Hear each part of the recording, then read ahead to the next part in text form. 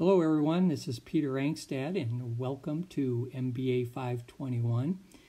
Each week I have a little narration for you here that I'll be doing, discussing the class and discussing a short overview of the readings. I try to do this quickly so that you don't get bogged down with a 30 or 40 minute narration.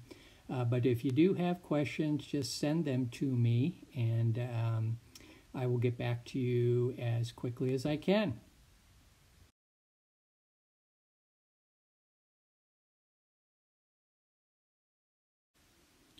Let's do an overview of the course. One thing I think that's going to be really exciting for this course is I was able to find some open source free textbooks, and those text links are available at Moodle under the Course Essentials section of our class. And Moodle is your lifeline for the class. Check it every day, and please read the announcements. You will get emails sent to you whenever I post an announcement, but just to make sure you're seeing all the announcements, check on that site, because I know sometimes in the past students have felt that they're getting too many announcements or too much communication, and they've turned that off. And then at the end of the class, they didn't know what they were supposed to be doing, when due dates were, etc. And there were a few problems. So please make sure you read the announcements, or at least read my emails. And just to let you know, I'm using acronyms to refer to specific online text links.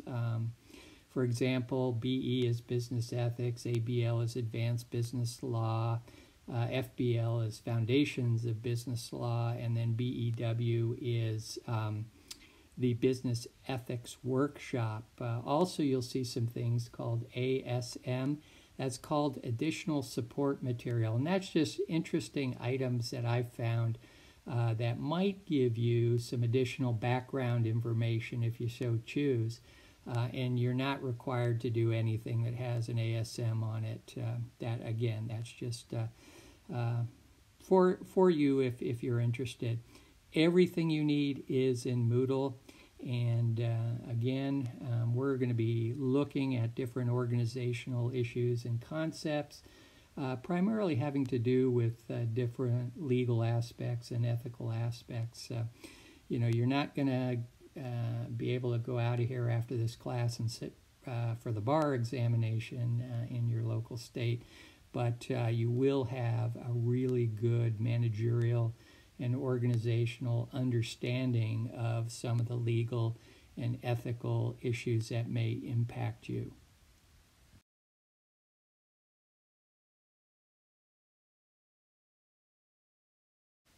A few more items to cover. The Business Ethics Reading File also contains some additional reading assignments. You don't have to read them unless I refer to them specifically. For example, the Ford Pinto article you will have to read, because that is going to be part of one of our class discussions. But when we get to that, you'll know that that's required. Again, check the announcement section. Don't turn off your subscription because you will miss some valuable information. I also have in the Moodle site something called the Student Current Law and Ethics Forum. This is for students. I won't post anything. I won't grade it.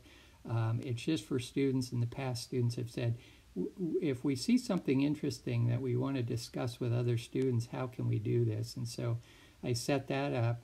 It's a voluntary site, optional subscription. You don't have to participate. But remember, you're not just going to automatically be subscribed to it. You do have to go ahead and go on the site or the section and get the subscription to it, which is easy to do. Okay, in the Week 1 section of the Moodle class, I've included all the assigned executive briefings. The reason I put them all in the first week is just so that you can see them, see what they're all about, and then you just check each week's overview for the due dates. The first one is going to be due coming up pretty quick, and that due date is in the overview section. And I'll also send you reminders on due dates. I've also put in the research paper assignment. That's due at the end. And just again, so you could see what that's all about and start thinking about it. And again, this is all just for planning. And I already mentioned additional support material. Again, whenever you see something that says ASM, it's just purely voluntary, and I just put it in to give some background.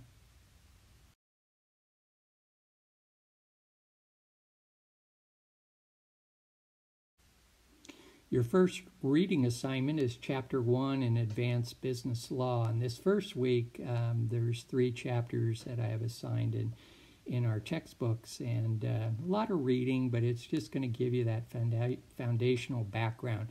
Some of this you might already know if you've taken different governance classes or political science or those types of things.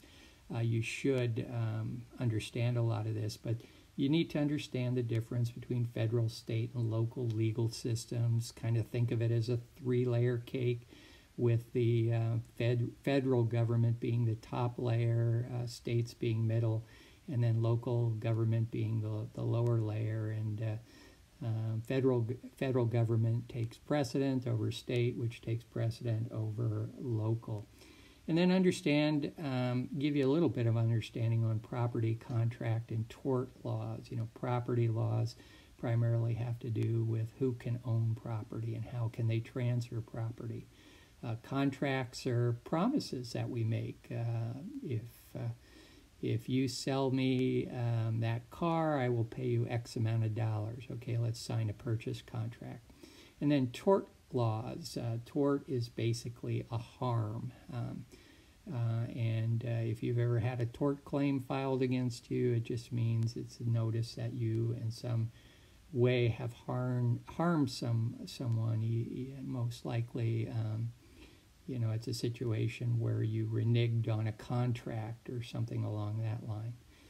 And then understand the sources of laws, you know, a little bit about the background of each government, whether it's you know, our own domestic government or whether it's an international government. That's the Constitution is kind of the basis on all that. And then what's really important, and we'll discuss this a little bit, or probably a lot more than a little bit, we'll discuss this a lot later on in the course, and that's administrative agencies. These are groups that different governments assign to handle the laws that they pass. And for example, the DMV or the EPA are examples of administrative agencies. Later in this chapter, there's some discussion on precedents. In most cases, the legal system will look at what's been decided prior in determining what to decide in a lot of legal situations.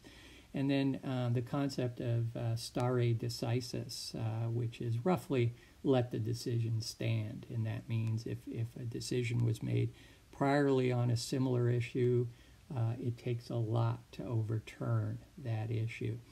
In this chapter, read that section 1.6, which is a sample case with Harris Forklift. That has a lot to do with harassment and sort of the bad working situations, disruptive working situations. It'll give you some background and a little bit of a grounding on some things we'll be discussing later. And don't worry about any of the cases or exercises unless I assign them, and I'll either talk about them here or I will list them in the weekly overview. But do, at the end of each chapter, do the self-test questions, because you will see them in some format later, because we are going to have a couple quizzes. Again, I will let you know. I'll send you reminders, and it won't be a surprise.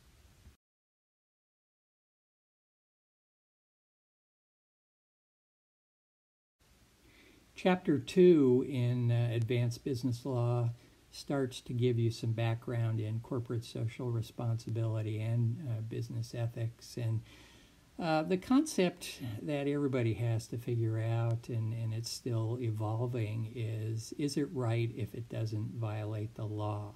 And that's the concept that goes back and forth and back and forth. Well, if we do something that perhaps is against society's values, but there's no law against it, should we still do it?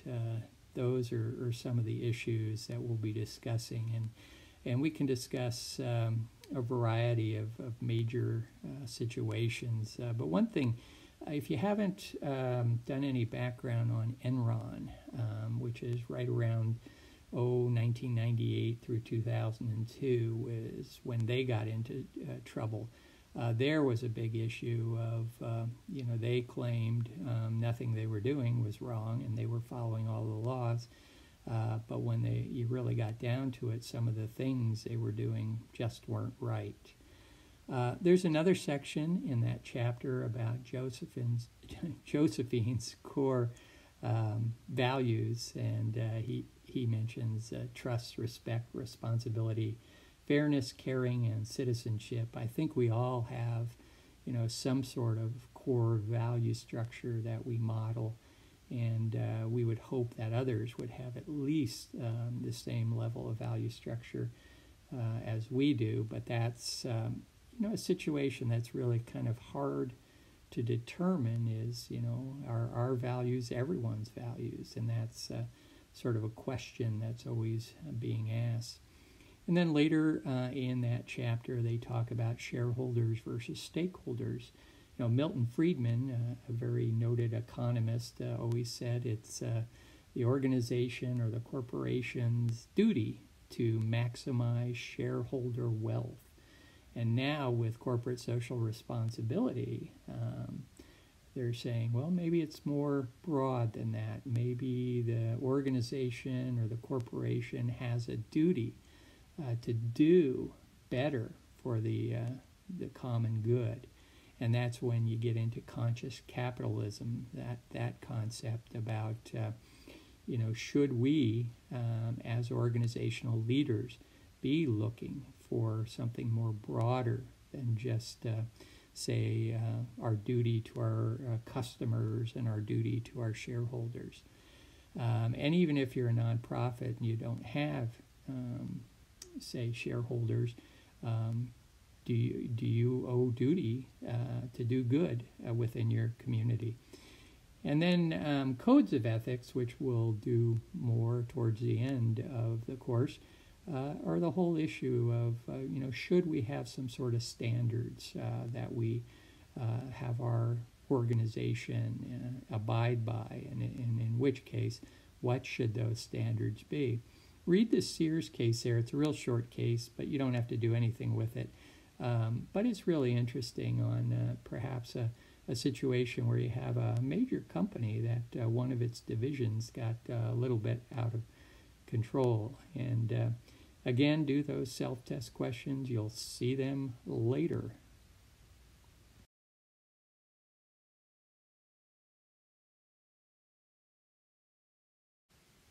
Okay, now we're going to move on to Chapter 13 of the Business Ethics Workshop.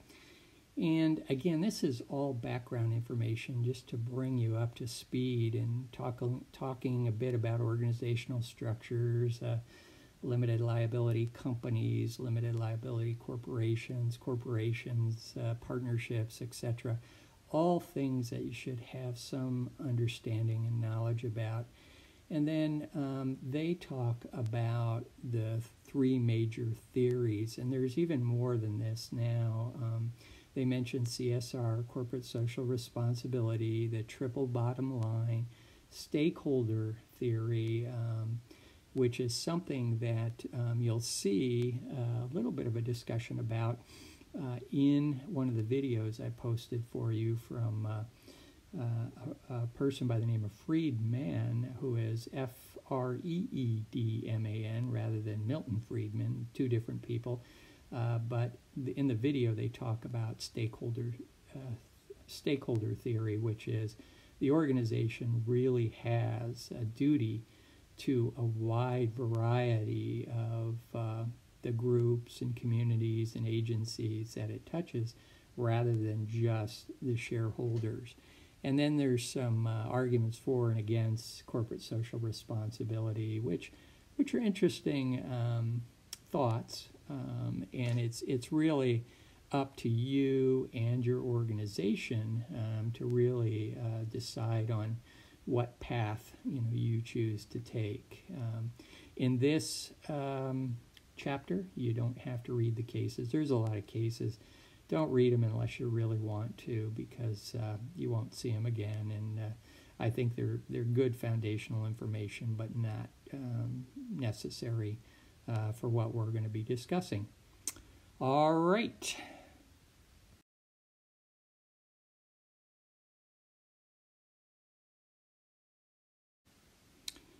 All right, my last thoughts on this first week. First off, there's a lot of reading, so stay current with the reading. Stay current with the assignments. Right now, the only thing you have to really worry about as far as assignments this week is just be involved with the class discussions, and be looking at executive briefing #1.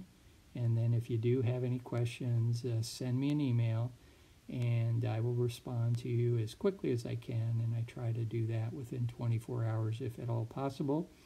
And then if your question pertains to something the rest of the class needs to know about, I will answer it in the announcement sections for the whole class.